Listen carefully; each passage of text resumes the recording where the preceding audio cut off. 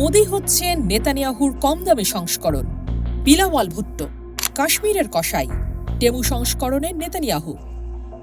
এটাই কি কোনো কূটনৈতিক ভাষা, নাকি একেবারে মুখের উপর ছুড়ে দেওয়া বক্তব্য?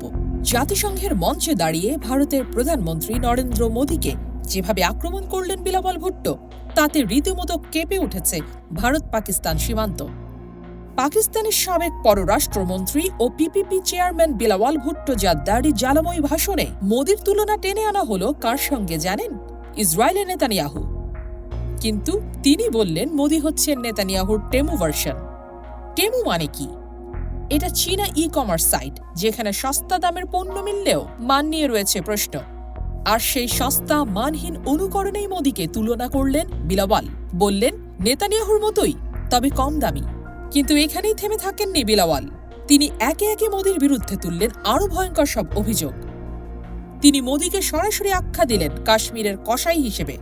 বললেন কাশ্মীরে যেমন রক্ত ঝরিয়েছেন, তেমনি সিন্ধু উপত্যকাতেও একই দমন নীতি চাপিয়ে দিতে চাইছেন মোদি সরকার।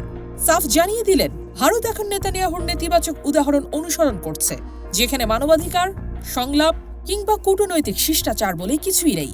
তবে কি যুদ্ধই একমাত্র পথ, নাকি বিলাওয়ালের কণ্ঠে উঠল এক অদ্ভুত বার্তা? বললেন যদি ভারতের গোয়েন্দা সংস্থা র এবং পাকিস্তানের আইএসআই একসঙ্গে কাজ করে, তাহলে এই অঞ্চলে সন্ত্রাস অনেকটাই কমে যাবে। এই বক্তব্যে যেমন আছে শান্তির ইঙ্গিত, তেমনই আছে গোপন বার্তা। যুদ্ধ নয়, যৌথ কৌশলই হতে পারে সমাধান। আর এখানে তিনি টানলেন ট্রাম্প ও মার্কো রুবিওর নাম, যাদের মধ্যস্থতায় সাম্প্রতিক পাক ভারত যুদ্ধবিরতি কার্যকর হয়। তবে বিলাওয়াল এটাকে বললেন শুধু সূচনা। তবে হুঁশিয়ারি দিলেন আরও একটি বিষয়, ভারতের পানি প্রবাহ বন্ধ করার হুমকি যদি সত্যি হয়, তাহলে সেটি সরাসরি যুদ্ধ বলে বিবেচিত হবে পাকিস্তানের কাছে। ২০ কোটির বেশি মানুষের পানির অধিকার কেড়ে নেওয়া হবে আন্তর্জাতিক অপরাধ বলেই গর্জে উঠলেন বিলাওয়াল ভুট্টো। তীব্র বাকযুদ্ধ, আন্তর্জাতিক কূটনীতি ও যুদ্ধবিরতির পেছনের রাজনীতি। দক্ষিণ এশিয়ায় যেন আগুনের নিচে চাপা পড়ে আছে এক অদৃশ্য বিস্ফোরণ।